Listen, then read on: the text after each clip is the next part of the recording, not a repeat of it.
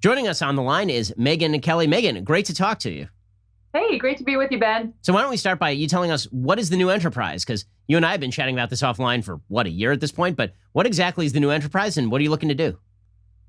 Well, I'm kind of sick of regular media, like most Americans, and I'm sick of the fealty that everyone has to a different corporate master, whether it's a company that runs the media organization or whether it's a politician who, like Trump or whomever, who they don't think they can criticize in any way, shape, or form. And yet I didn't want to go back into traditional media and have to work for one of those organizations and just have an independent voice. I wanted the whole thing to be independent for me, so that I could just do what I wanted to do and say what I wanted to say and have the conversations I wanted to have without, and if somebody doesn't like it, well, right? Like, go watch something else. No problem. I'll take hate watching too. That's okay. But I don't want to be in a position where I have to curtail my language all the time. And I don't think most Americans want to be like that. So hopefully I can be part of this movement that I already see and already listen to, and you're at the forefront of it, of just sort of doing it the way we want to do it and sort of helping civilians, people who are non-media people, find ways of expressing themselves without having to sort of, kowtow to these new corporate standards that don't let you say anything at any time to anybody. Yeah, Ming, let's talk about that sort of just more broadly. Obviously you've worked for a lot of these big media corporations, and what you do, in those scenarios is very different than what you're allowed to do when you run it yourself. What kind of standards do you see in corporate media that you think are sort of preventing the American people from getting the information they need? Well, it depends on where you work. It can be understood what you're supposed to do or what you're not supposed to do. I would say it was stressful my last year at Fox if, you weren't sort of getting on board with defending Trump with everything he did. That was a different time, and things have changed there since then. I'm not saying it's like that now, but I definitely at times felt pressure to have an editorial that looked a certain way. And but more than that, it's actually Fox was the least of the problems, honestly. Like, having worked at ABC and NBC and Fox, I would say you have the greatest editorial freedom at Fox of any place I've been. It was much worse at the other place, and separate and apart from them, though, Ben, it's basically just the use of language. So I never let anybody put an editorial bent in my story, but it's what you can't say. It's like, that line needs to come out. I remember having one argument with somebody saying, "What about fair and balanced?" This is not at Fox. I said, "What about fair and balanced?" And the response was, "Well, how about just fair and accurate?" And so it's in the eye of the beholder, right? Like, what's accurate? I like balance. I would appreciate to hear the counter argument, but not everybody will offer it.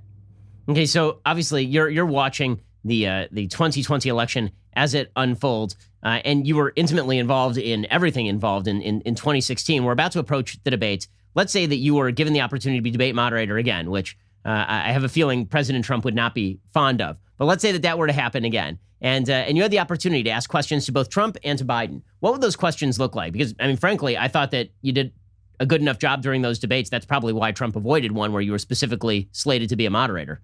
Yeah, I actually think Trump would take me. If if my hat were in the ring, I think he'd say fine, because he knows I'm tough, but I'd be tough on Biden too. And, I've already thrown my fastest fastball at Trump and he handled it just fine.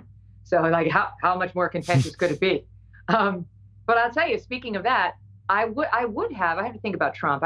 I'd probably ask him something about the incongruity between the way he governs and the way he tweets. Like, I know you've made this point, but I agree with you wholeheartedly. He undermines everything with his tweets. And I know it's personally cathartic to him, or sometimes it's strategic. He's trying to distract from something in the news. But if he never tweeted at all and we just had the Trump agenda, I feel like he'd be rolling right into a second term, even with Corona. So I'd craft a question around that. But with Biden, I would 100% ask him about Tara Reade. 100%, I'd ask him about her. If I were clever enough, I'd come up with a way to check his cognitive abilities. Like, make him do complex math on the spot, or something so we could really just see for ourselves. Like, I don't know, I'd have to think about it, but I don't think that mine, has been explored enough. And I feel like he did that one in interview with Mika Brzezinski, and she did an okay job. It was fine. There was a lot left on the floor, though, and he's never been pressed about it again. The media's not interested. And trust me, I'd be just the girl to do it. So let's talk about the fact that the media has been so uninterested in asking questions of Biden. He's put a lid on his campaign, meaning that he has not gone out into public for 6 of the last 9 days. He's just told the media willy-nilly, I'm not leaving, right? This basement is my home, and I'm never leaving this basement. I'm not speaking to you. And he's doing it like 9:30 a.m., and there are things happening in the world. Like there's a Supreme Court nomination that's coming up. There are riots in Louisville. Like things are actually happening in the world. And he has told the media that he has just basically taken the day off, and they're just eating it. I mean, it's unbelievable to me that the media have no serious questions to ask his campaign about why he's doing it. They're going out there and playing defense for him. They're saying things like, well, he's probably prepping for the debate, or he probably has other things to do. And I mean, I remember when there was a running counter for many members of the media on how many days it had been since Trump had done like a formal press conference, even though he was coming out every 4 days and just randomly taking questions on the tarmac. It's pretty incredible to see the media bias truly exposed in this election cycle. Well, I picture Biden like in a beanbag with darts or like, I don't know, Netflix and some popcorn. And he's like, this is awesome. I'm just going to cruise my way right into the White House because I'm getting away with this. It's working. And I don't have much longer to go, right? Like, I think it's brilliant. And if you're worried about his cognitive abilities, just look at his brilliant strategy. It's actually quite smart. The more he talks, the worse it's going to get for him. He can just let Trump be Trump. And, you know, Trump always finds a way to, you know, wound himself. And so we're almost there. He's like done it for 6 months now. What's one more teeny tiny month? You know, he got through a lot of hard times by doing that, and nobody is going to press him. The media obviously has no interest in pressing him on anything. Even like his old plagiarism scandal. Where's that? Like, how did that just suddenly not matter anymore? Like, I think it's still relevant. Anyway, I think it's a good strategy. It could work. But I think that's why the SCOTUS nomination is probably the best thing that's happened to Trump, because Biden's going to have to talk about it. And these riots, he's going to have to talk about it. It seems like he ran against the hardest possible line. I mean, he won because the alternative was Bernie Sanders. And if he wants to lock down okay, well, he's just going to be like a normal guy who's going to bring back normalcy, why not just say, listen, we're not wrecking the institutions. The best solution to governance you don't like is to elect me and a bunch of Democrats in the Senate to do a bunch of things that you do like. We're not going to burn down the institutions. We're not going to stand in favor of riots. We're going to tell Antifa that they should go to jail. Like, it seems to me like if you're going to campaign as a moderate, campaign as a moderate. But he's been able to have it both ways so far. And I wonder if Trump will clock him on that. It's a great point. And think about what a moment it would be. Remember in the movie Primary Colors, where John Travolta played Bill Clinton, and Larry Hagman came in as the candidate who he was against Clinton and well, you know, the fake Clinton. And he came in, and at the last minute, he was like, I'm just going to give blood. He was sort of this above it all statesman. I don't know if you've seen the movie. It's so good. And it turned out to be a total act. And it was insincere the whole time. But even if Biden could have an act that looked reasonable and above the fray, I think it would appeal to those suburban women who they're arguing over. I think, you know, if he could say, we're not going to do it. This has been an escalation of a nuclear judicial war. Both sides have blood on their hands in this war, and I'm going to be the one to stop it. The rules are the sitting president gets to nominate the next justice, and the Senate gets to confirm or not confirm. And that's what's going to happen here.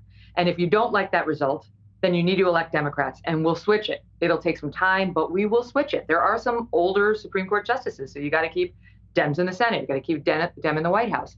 But now this is where this stops, right here.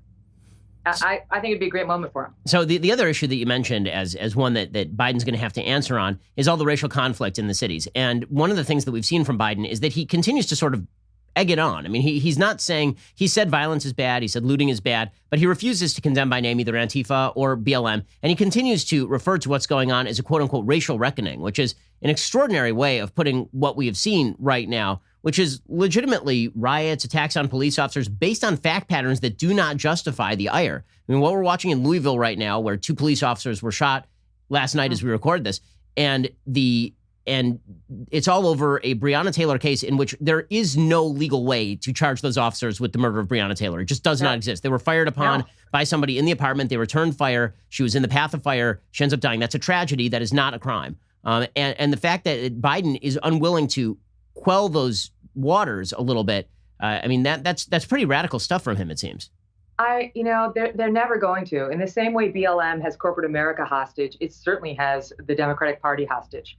And the thing that bothers me about it, Ben, as a lawyer, which I know you are as well, although I went to Albany Law School, not Harvard, is it isn't factual. It's not factual. It is factual that there is racism inside the United States. And we need to, on a case-by-case basis, look hard to see whether we believe this is one of them. You know, I mean, I'll take the Central Park lady and the bird watcher, right? I would have been fine with that situation if she hadn't mentioned that she was going to tell the police he was black, right? That was a racist thing to do and say. And she's paid a price for it. But you have to look at situations one by one. And the problem that's happening now with this, hate the police movement is that they refuse to do that. They refuse to look at the Jacob Blake situation and, recognize that the evidence appears to be that the man was armed. He definitely had a scuffle with police. He got tased. He kept fighting. He had a cop in a headlock. I mean, I could go on. It's a problem. Most of us don't have really negative interactions with the cops that turn potentially deadly because if we ever get pulled over, we submit. And that's what most men do, because most men are the ones having the interactions with cops, white and black. Breonna Taylor is a tragedy. It is awful. And the AG down there was right and very eloquent in speaking about it. But what was the cop supposed to do when he took a bullet in the femoral artery? I mean, really, what was he supposed to do? What would you do? And even in the Jacob Blake situation, the cop fired when Jacob Blake allegedly pulled a knife and people were yelling. They heard the cops yelling, drop the knife. And he didn't, right? So in that situation, if you're allowed to fire the first bullet, Ben, you're allowed to fire 2, 3, 4, 5, 6, 7. The only legal test is whether the officer had a reasonable fear of dying or great bodily injury. And once the answer to that has been decided to be yes, he can shoot to kill. The cops, they don't shoot to maim. It may not be nice, you may not like it, but the law affords these officers a lot of leeway because it understands they're in life and death situations where they have to make split-second decisions, and it's really tough to armchair quarterback it. And by the way, they're doing it based on something we don't even know is relevant, which is race. Where's the proof that race had anything to do with Jacob Blake, anything to do with Breonna Taylor, and even to do with George Floyd, which is a special case because the brutality was so awful and really indefensible. But where has it been proven that race was involved?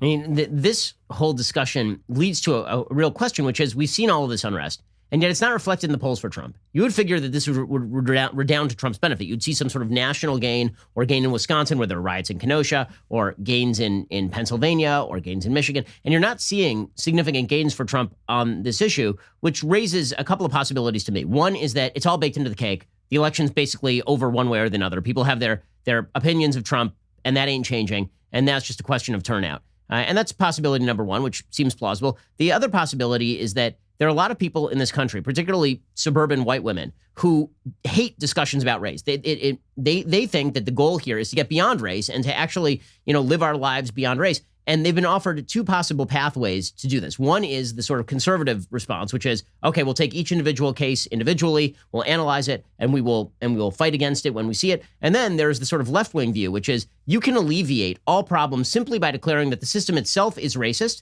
that you yourself have been a repository of white privilege. And by doing this, even just by saying these words, by repeating these words, you are now a member of the anti-racist coterie, and you can expect that everyone will treat you with a level of respect, and you get to feel superior to all these other people who have not done this. And I wonder if that second pitch is actually the pitch that is winning at this point. I don't think so. I really don't. I just think the loud people are saying that, and people are too afraid to say what they really think, which is what? What? Right? I mean, I was looking up critical race theory the other day because I understood they were doing all these sort of forced anti-bias classes, but I didn't totally understand what that meant. And, one of the things they ask you to do in these critical race theory classes, right, that you're supposed to go to, is to just be quiet and sit with your racism. It's like, who wants to do that? What suburban woman is like, well, I mean, here on the Upper West Side, a lot of them, but like, no normal person is like, yes, I will sit alone with my, come on. I mean, most people are fair and they object to the re-racialization of the country that's being forced on us right now, right? It's like there is a school here in New York in which they are pushing to offer free tutoring to only the black students and not the white students in the coming year. I mean, what sense does that make? What about the black student both of whose parents went to Harvard and the parents work on Wall Street versus the white student whose mother had cancer last year. She's a single mom and they're really struggling and he might be having academic issues. Like that, we're seeing that. We're seeing that in our schools. We're seeing that in our corporations. And I actually do think, if anything, it has an effect on people of saying, I'll give you my vote on November 3rd. We'll get to it on November 3rd when it is between me and the polling booth, and it's really none of your damn business. Because people are terrified to say that they like Donald Trump right now. So that is the big question, is whether it's possible that all these polls are just skewed, that there is this big shy Tory vote. A lot of people out there who are willing to vote for Trump aren't going to say publicly that they're willing to vote for Trump, aren't picking up the phones when the pollsters question them or lie, or whether there are a bunch of people who are first-time voters who are not showing up in these polls, because usually likely voter models pick people who have voted before. The best gauge of a likely voter is a person who has already voted. It's possible that maybe there are a lot of people out there in rural America who are first-time voters planning on voting for Trump, in the same way that there were a lot of people who were not taken into account in state polls in 2012 for Obama. And it was a lot of first-time black voters who were not taken into account in some of those state polls. How big do you think that shy Tory vote is, the number of people who just could vote for Trump and just aren't telling anybody about it? I think it's huge. And I don't have any scientific data to tell you, to cite that based on, other than the fact that he won the last time despite the polls. And his polling deficit is around where it was, right, with Hillary this time during the last election cycle. But I will tell you this. I'm in a unique position, sort of, because I worked at Fox News for 13 and a half years. And people know I'm not a leftist, right? I'm not like a hardcore right-wing person either, but I'm not a leftist. And so they know all this about me, but I live on the Upper West Side. And most of my friends are Democrats. I'm in New York City. Most of the city is Democrat. And so people will talk to me from both sides, right? Like they'll tell me. And my Democrat friends, a lot of them will privately, when we're alone, express a lot of these feelings. And I do think, sort of that more centrist Democrat is gettable by Trump, but they would never say that in polite circles, ever. And I think a lot of Republicans who were turned off by Trump and still hate the tweets and think he's too thin-skinned and all, the stupid attacks, all that stuff, they do worry about defunding the police in places like New York City, where they really did take away $1 billion from the cops. And you can see it in everything from overflowing garbage on every street corner to a 1-year-old who got shot in his stroller down in Brooklyn. You might not say that to a pollster, because whatever you say today, they call you a racist, they call you a bigot, they call you whatever. But I think when it's election day, I do think there's a stronger than ever shy Trump voter. So on a different topic, I wanted to ask you about what it's like to be a powerful woman in media. So there's been a lot of talk about this from the left. The left seems to be incredibly hypocritical about which particular women in media they defend, obviously. If you are, a powerful woman on Capitol Hill and you're a Republican, then I guess you don't count as a woman. If you're a powerful woman who is not of the hard left in media, then you get treated like you get treated, or like my friend Megyn McCain has been treated by the media, which is as a sort of outcast. It seems female solidarity immediately goes by the wayside, as does powerful feminism, as soon as the woman you're talking about doesn't abide by a particular set of political principles. 100%. I mean, I remember after that Trump debate when Trump was talking about, my period and calling me a bimbo and all this stuff, which wasn't great. But you would think that if ever there were a moment for now, right, to pipe in with its holier than thou comments, that would have been one. Bubkiss. They had said nothing. I laughed. I mean, trust me, I don't need their defense. But what's been done to Megyn at The View and in response to those segments on The View, what was done to Sarah Palin, what isn't done for Nikki Haley, for Melania Trump. Oh my God, the difference in media coverage between Michelle Obama and Melania Trump. I mean, need you look any further? It's absurd. It's awful. I mean, Melania Trump is this elegant, beautiful, intelligent, 5-language speaking, awesome first lady who's caused very little controversy. She's trying to stop bullying. I get the contradiction with Trump, but we're talking about Melania Trump now. Nothing. She hasn't been on any magazine cover. Can you imagine? Not on Vogue, and Anna Wintour's who? And meanwhile, Michelle Obama is like the second coming. It's like Jesus Christ came back down, and here she is. So anyway, it's stomach turning to me, but it's just yet another of the million examples of the media bias that's out there. And I feel like not even just conservatives, people who are anywhere near the center or right of center, they're on their own. It's like you're going to have to forge on without the media, without Hollywood, without, sadly, academia. I mean, I don't know about you, but I worry about it now because I definitely don't want to send my kids to some far left progressive college, and they're little now. They're 11, 9, and 7. But like at some point, we're going to have to make a decision on that. And I don't even know what's available. Like, what's left? The University of Chicago used to seem like they were sort of resisting the no safe spaces thing or the safe spaces thing. And then this year they just said, like, the only people we want applying for professorships in the English department are people who promise they're going to focus only on Black studies. Or like, well, I mean, maybe it could be one. Anyway. Yeah. So I don't know where there is. I mean, other than Liberty, which is like, got its own problems this year. I don't know where you go. Yeah, Hillsdale is going to be overwhelmed with applications. Right. My feeling on that is that, honestly, this is the fault of conservative employers who have decided that they're going to use the same metrics for employment as all other employers, which is they're going to use the sorting mechanism of colleges in order to pick people. Because that's all colleges really are. If you got a poli-sci degree from UCLA, then all that means is that you scored above 1,400 on the SATs. It does not mean you're qualified for an actual human job.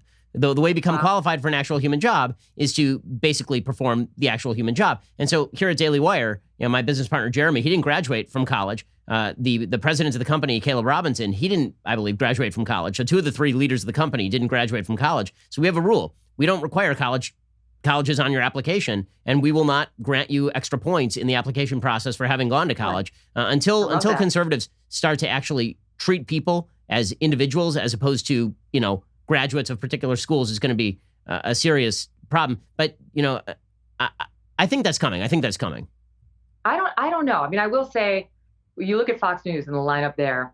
I mean, I can speak to when I was there, right? It was like Brett, he didn't go to some fancy college. I don't even remember where he went. Then I'm just trying to go through the lineup. O'Reilly likes to say he went to Harvard, but he didn't really go to Harvard. He went to Marist, I think. And like he kind of counts that 1 year at the Harvard Kennedy School, which everyone knows doesn't really count. So he didn't really go to Harvard like Ben Shapiro did. Hannity didn't go to college. And I went to Syracuse, where there was no ivy on the walls, but it was a great time. I'll tell you that. It was a lot of fun times. Anyway, I think there's a reason Roger Ailes cast the lineup like that, because Fox then and now has an ability to understand who can speak to regular people. Roger didn't want a bunch of, first in their class Yaleys who are going to be like, oh my God, look at all these dumbasses at home. He's like, he knew that would be alienating. He didn't want it. And let me tell you, it was a very different situation when I went over to the place that came next. So Megyn, where can people find your new material? Where can they find your new podcast, and how can they access it and help you out? Okay, so it's going to be the Megyn Kelly Show, and it's going to be wherever podcasts are available, Apple, Spotify, iHeart, all of them. It's going to be free, so you don't have to pay anything. Free of corporate overlords and free to you. And it's going to, it launches the week of the 28th, and you're one of our very first guests. Well, it should be fantastic. Megyn Kelly, congratulations on the launch of the podcast. I've been encouraging you to do it for literally years at this point, so I'm really excited to see how it does. I think it's going to explode. Megyn, really appreciate the time. Great to talk to you. I'm in your debt, Ben. Thank you so much. I hope you enjoyed that clip from The Ben Shapiro Show. If you did, go ahead and hit the subscribe button so you stay up to date on all of our future content.